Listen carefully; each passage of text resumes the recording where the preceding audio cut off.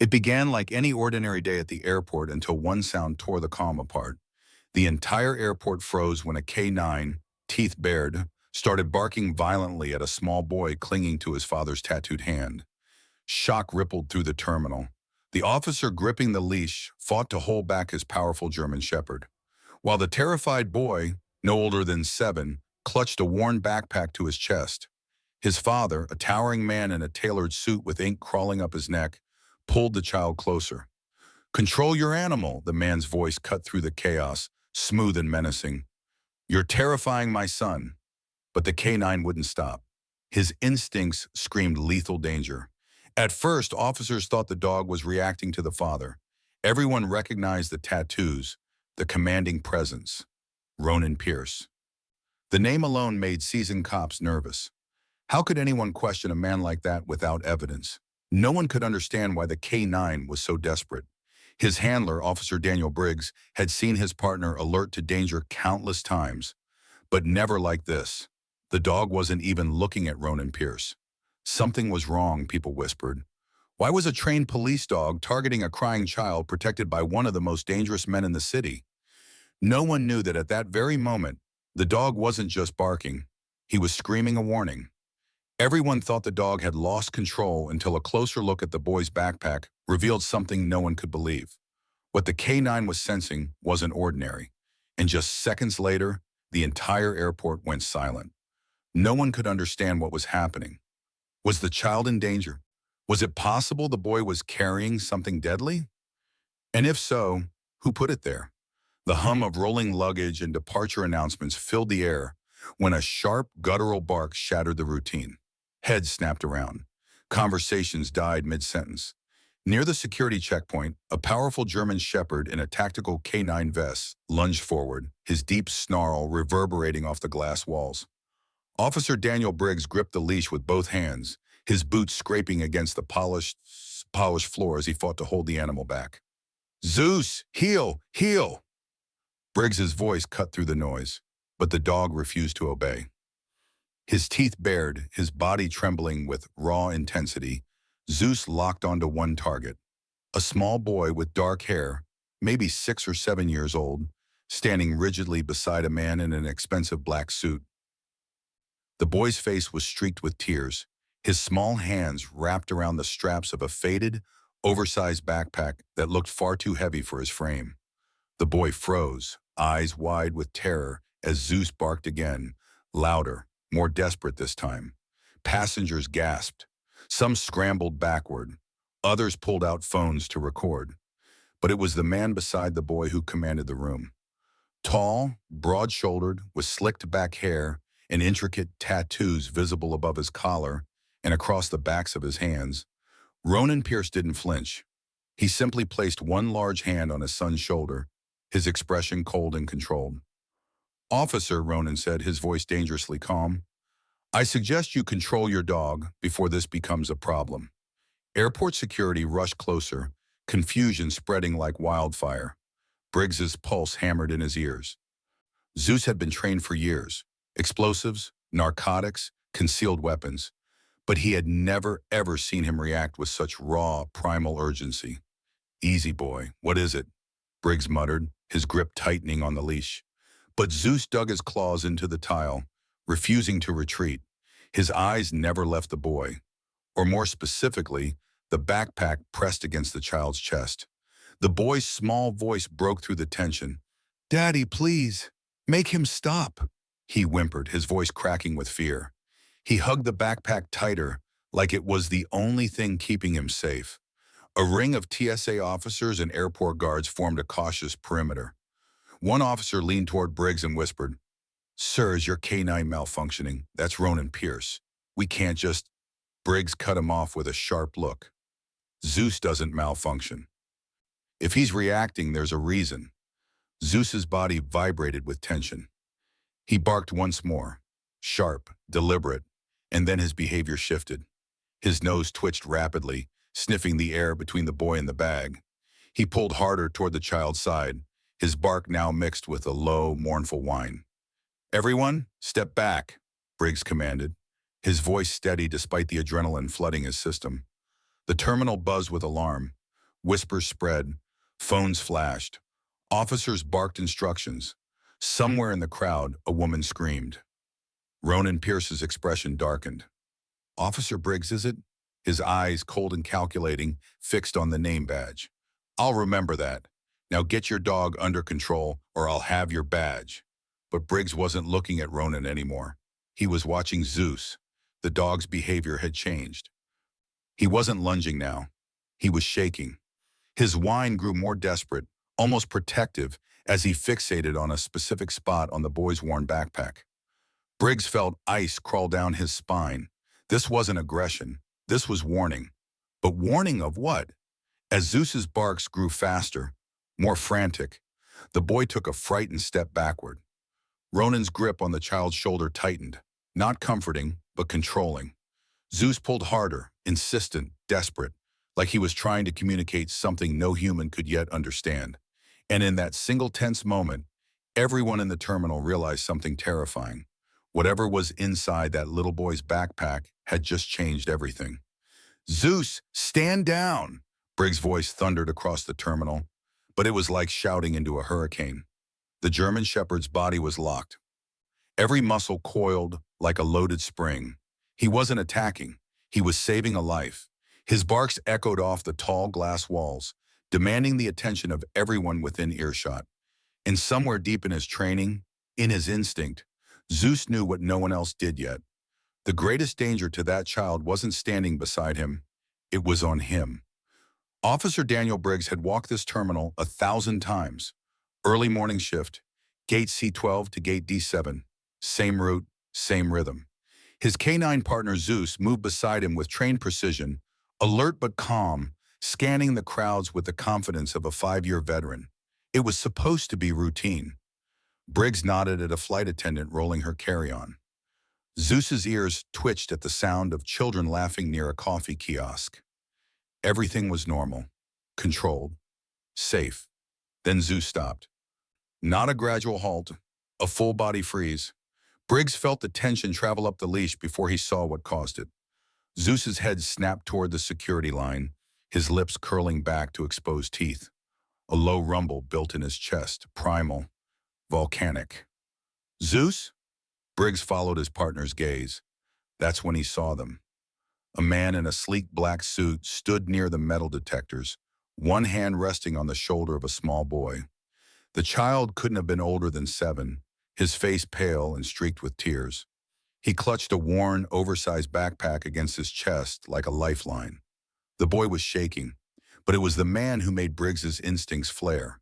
Tall, commanding, tattoos crawling up from his collar and across the backs of both hands. Intricate, expensive ink that told a story of power and violence.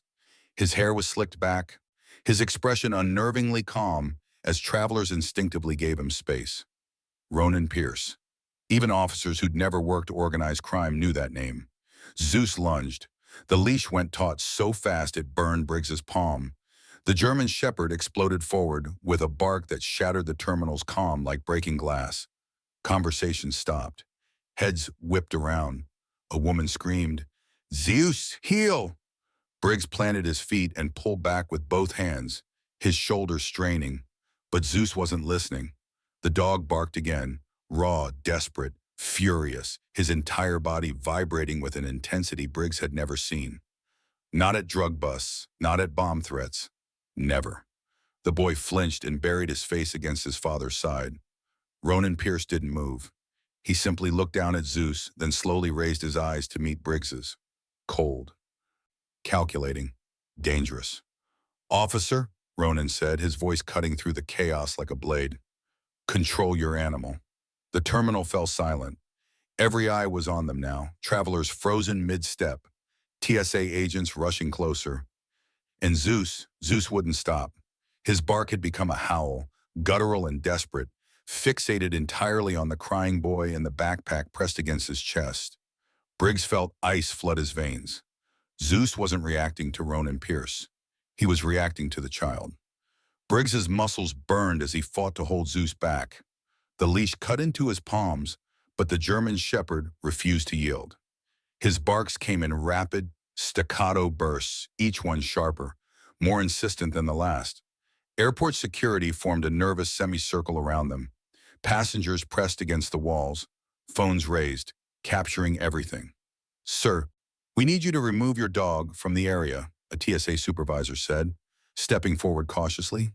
His voice carried the weight of protocol, but his eyes betrayed his fear. Everyone knew who Ronan Pierce was. Briggs didn't move. He was watching Zeus. The dog wasn't trying to attack the boy. His focus was laser precise, aimed at the backpack clutched against the child's chest.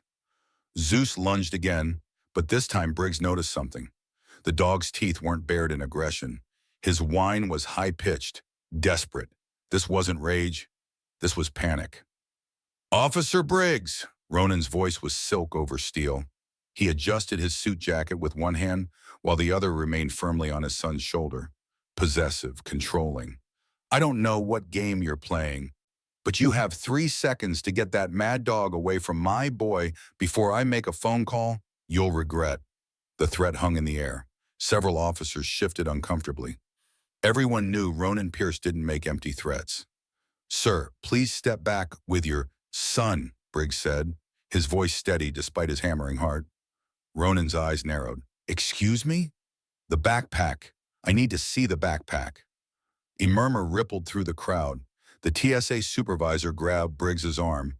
"Officer, stand down. We can't just look at him."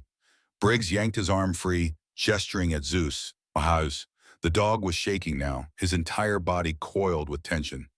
His bark had changed, lower, more guttural. A warning signal Briggs had only heard twice before. Both times lives were at stake. What would you do if your trained partner was screaming danger? But everyone around you demanded silence. Ronan stepped forward, his height and presence suddenly oppressive. "You're making a mistake, officer. My son is 7 years old. He's terrified. And you're pointing a weapon at him." He gestured at Zeus with contempt. "That animal is out of control." "Zeus is never out of control," Briggs shot back, his jaw clenched.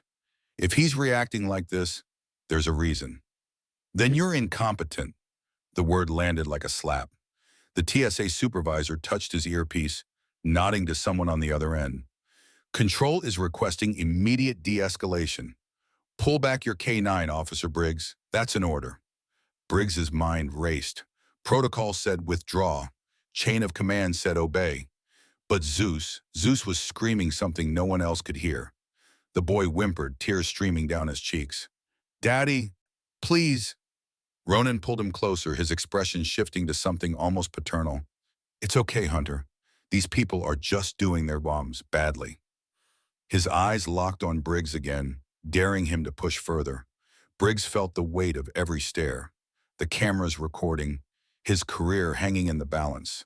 Ronan Pierce's influence reaching into every corner of this city. But then Zeus did something he'd never done before. He sat, and he didn't take his eyes off that backpack. If you believe Officer Briggs should trust his K9 over corrupt power, drop a like right now.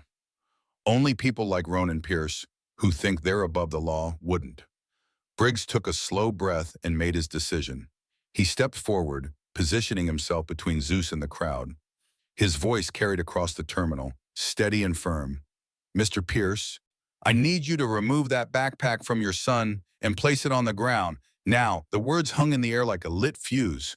Ronan's expression didn't change, but something dark flickered behind his eyes. "You're joking."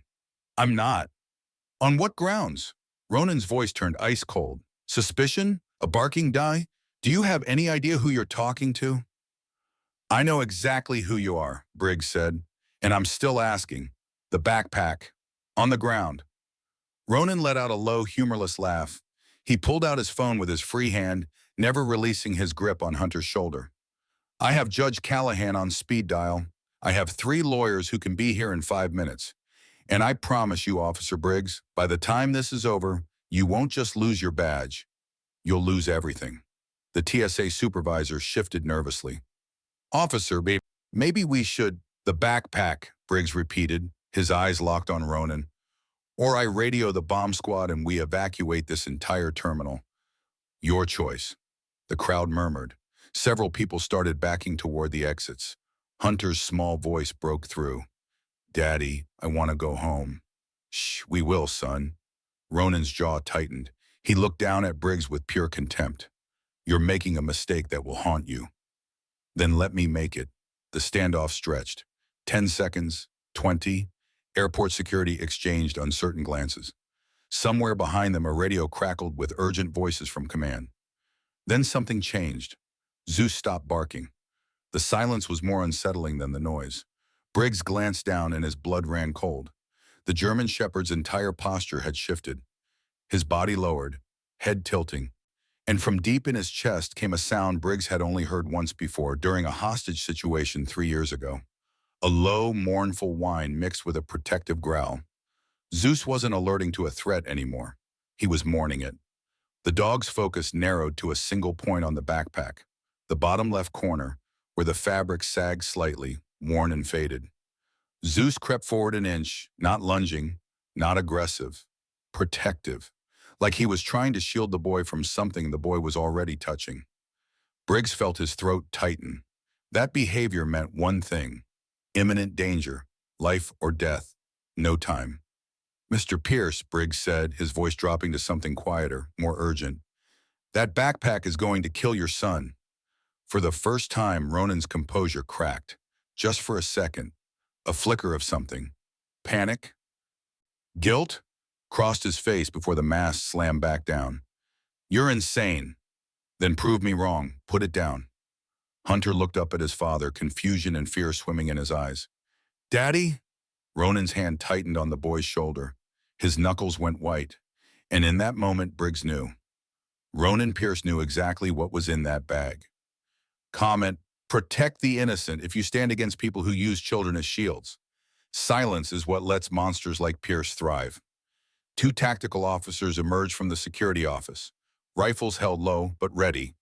Their presence shifted the energy in the terminal instantly. The crowd backed up further. Whispers turned to frightened murmurs. Mr. Pierce, the lead tactical officer said, his voice flat and professional. Place the backpack on the ground. Step away from your son. Ronan's eyes darted between the officers, Briggs, and the growing crowd of phones recording every second. His carefully constructed facade was fracturing. He looked down at Hunter, and for a brief moment, something almost human crossed his face. Regret? Fear? Then it was gone. Fine. Ronan's voice was tight. He knelt down slowly, whispering something into Hunter's ear that no one else could hear. The boy's hands trembled as he released the backpack straps. Ronan took the bag carefully, too carefully, and placed it on the floor like it was made of glass. He stepped back, pulling Hunter with him. Zeus immediately moved forward, circling the backpack, his nose working overtime. The protective whine grew louder. He wouldn't touch it, but he wouldn't leave it either. Briggs pulled on a pair of nitrile gloves and approached cautiously. His heart hammered against his ribs. Every instinct told him this was bad, really bad. He lifted the backpack by the top strap, feeling the weight distribution. Something in the bottom corner shifted, solid, heavy, deliberate. Got something, Briggs muttered. The TSA supervisor leaned in. What is it? Briggs ran his fingers along the bottom lining. There, a hard, rectangular lump sewn into the fabric. Not loose, not hidden in a pocket, integrated into the structure of the bag itself. This wasn't placed here by accident, Briggs said quietly. He pulled out a tactical knife and carefully cut along the seam. The fabric peeled back, and everyone froze. Nestled inside the lining was a device unlike anything Briggs had seen in civilian hands. Metallic, compact, almost elegant in its construction. Thin wires snaked through a circuit board barely larger than a credit card. At the center, a tiny digital display blinked with red numbers. 04723, 04720, 04721 at timer. Jesus Christ, the TSA supervisor breathed. Is that? Everybody back, now, Briggs shouted. He set the backpack down gently and keyed his radio. Code Black, Terminal C, we have a live device. I repeat, live explosive device. Evacuate and get EOD here immediately.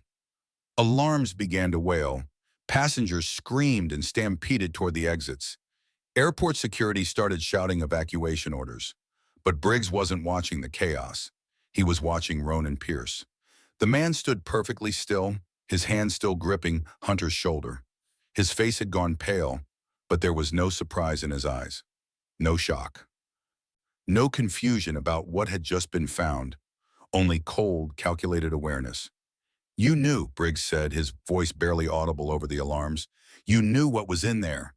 Ronan said nothing, his jaw clenched. His eyes flicked to the timer, then to the exits, calculating distances, escape routes. Hunter looked up at his father, tears streaming down his small face. "Daddy, what's happening?" Ronan didn't answer, and in that silence, Briggs understood the full horror of what he was looking at. This wasn't a smuggling operation. This was a father who'd turned his own son into a weapon. If you believe fathers should protect their children, not endanger them, hit like right now. Anyone who sides with evil like Ronan Pierce wouldn't. The explosive ordnance disposal team arrived in 3 minutes flat. Two technicians in full bomb suits moved with practiced urgency, while a third set up a portable X-ray scanner.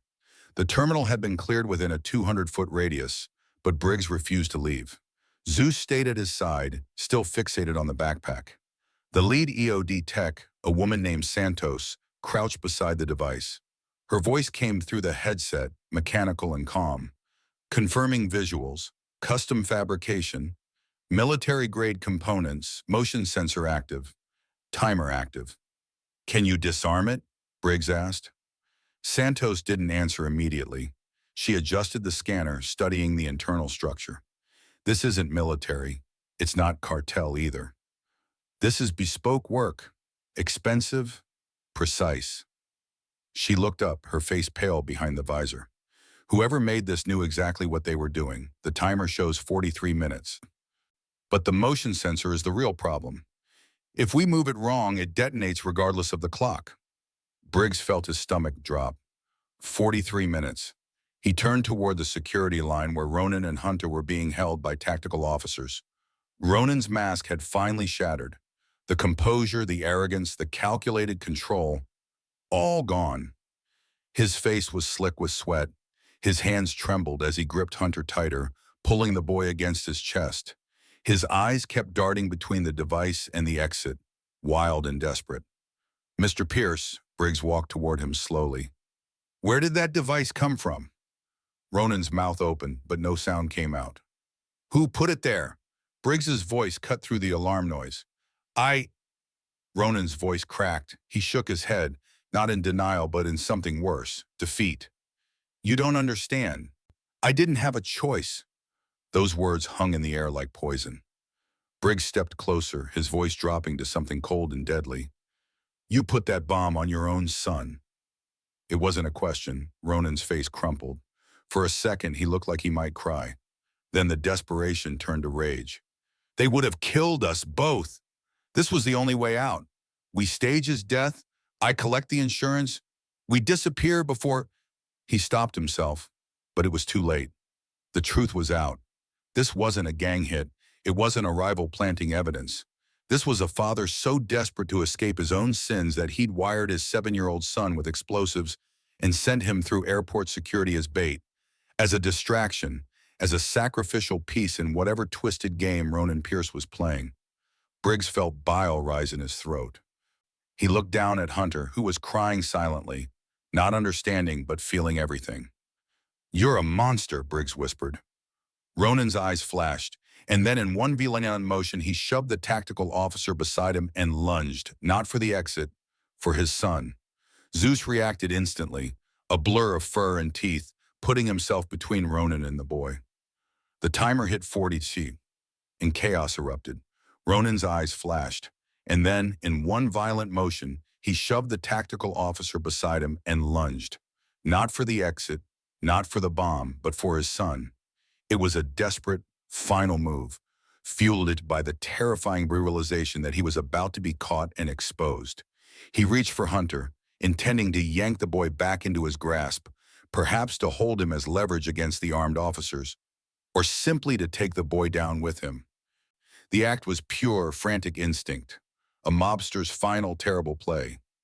Briggs saw the movement, but Zeus was already there. A blur of powerful muscle and dark fur, The German shepherd reacted instantly, separating the man from the child. Zeus didn't lunge at Ronan's throat or arm. He slammed his heavy body into the space between the father and the son, a living, breathing barrier.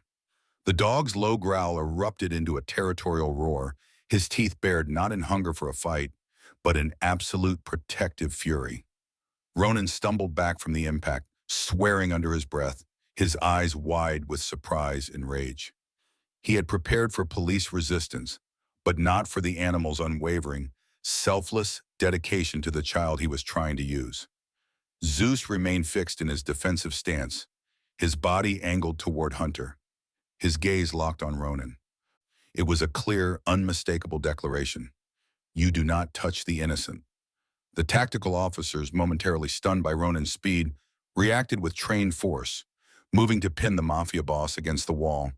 But Briggs knew the real confirmation he needed was already complete. The man who had just admitted to wiring his son with explosives was now attempting to reestablish physical control over the boy, proving he was the architect of this terror and that Hunter was still in mortal danger from his own father. The K9 wasn't just barking at a device, he was protecting a victim from his predator. Ronan's desperation gave him a terrifying surge of strength. He lunged past Zeus, reaching for Hunter, his eyes wild. The tactical officers closed in, but Ronan was a seasoned fighter, striking out with elbows, focused on getting his hands on the boy. In the scramble, the table holding the EOD equipment was knocked over with a metallic crash. "Protect the perimeter!" Briggs roared into his radio, but his priority was the child. He dove, tackling Ronan low. But Ronan broke free, his sole focus on the terrified Hunter, who was now weeping behind the massive bulk of the K9. Zeus, recognizing the lethal threat, didn't hesitate. He wasn't trained for this. He was trained to sniff out bombs, not fight the man who planted them. But instinct took over. With a primal snarl, he clamped his jaws onto Ronan's tailored sleeve, pulling the man off balance and away from Hunter. Ronan cried out not in pain, but in sheer, frustrated fury at the animal's unwavering dedication to the child. The diversion gave the tactical team the opening they needed, tackling the Mafia boss to the floor and slamming the cuffs onto his wrists. The scuffle was over in seconds, but the true danger remained. "Santos, status!" Briggs scrambled back toward the backpack. The EOD technician, unflappable behind her visor, was already back at work. The display on the device was blinking rapidly. 003815. The interruption, the sudden movements, had triggered the motion sensor's warning system. She needed to bypass the motion sensor's kill switch and isolate the primary detonator circuit, a delicate, terrifying choice between two almost identical wires. "I have to cut it, pal," Santos announced, her voice tight. "No time for full analysis. I'm going with the primary control." Briggs knelt by the blast shield, his eyes fixed on the device, his heart pounding in sync with the alarm. The fate of the entire terminal, the life of a 7-year-old boy, hung on a single impossible decision. The massive surge of K9 activity finally subsided. Zeus, driven by pure instinct, had successfully located and neutralized 3 more threat packages in the cargo hold, confirming Ronan's international sabotage. With the global threat contained, Briggs returned to the secure interrogation room where Ronan Pierce sat, cold and defeated, waiting under the sterile fluorescent light. Briggs placed the deactivated device from Hunter's bag on the metal table. "Stage his death, collect the insurance, disappear." Briggs repeated Ronan's earlier half-confession, his voice low with disgust. "You tried to blow up your own son for a smokescreen." Ronan looked up, his eyes empty, stripped of their former arrogance. "They would have found me, Briggs. Rivalry, collapse. I had to disappear clean. The staged death, the emotional chaos, the media storm, it gives me a 5-hour head start, untraceable assets, a chance at freedom."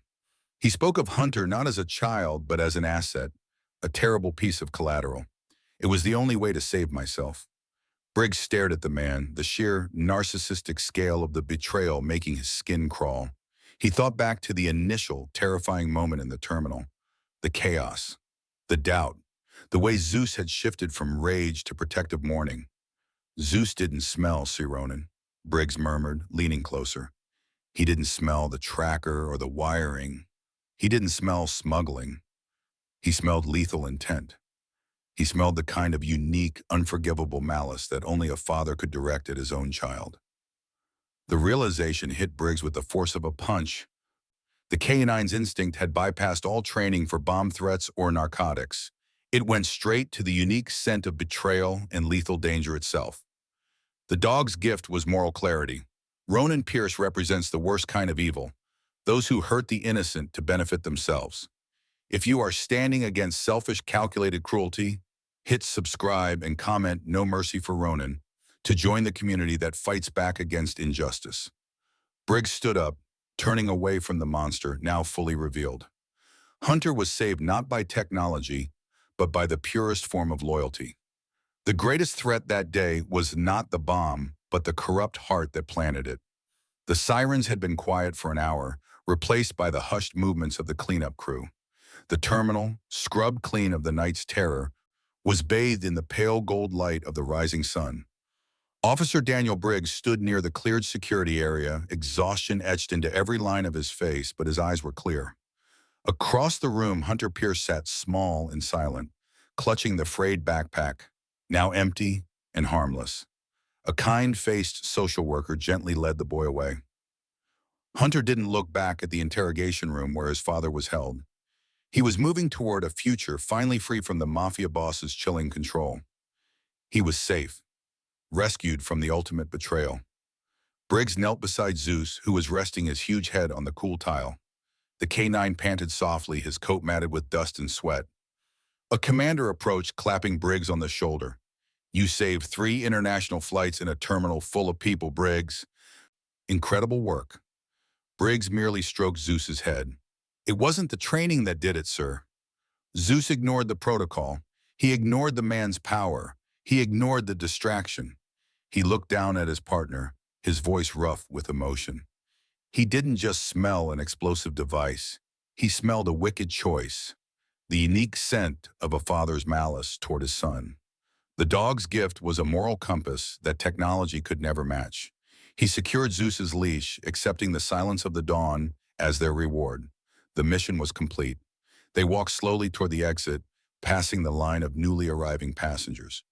Briggs looked out at the sunrise, a clean, vibrant orange cutting across the horizon. He put a hand on Zeus's back. "You're more than a partner, buddy. You're a guardian." Zeus leaned into his handler's leg, tail wagging once, a low, satisfied rhythm. The man and the dog walked side by side into the new day, leaving the night's violence behind. They had saved an innocent life from the corruption of power, proving that sometimes the sharpest justice in the world comes not from a badge, but from an unbreakable instinct. Ronan Pierce used the innocent for selfish gain, proving that power without morality is the greatest threat of all. If you stand against those who victimize the vulnerable and side with the loyal and true, then hit like, share this story, and subscribe now. Only those who share Ronan's cold, corrupt selfishness wouldn't support the truth.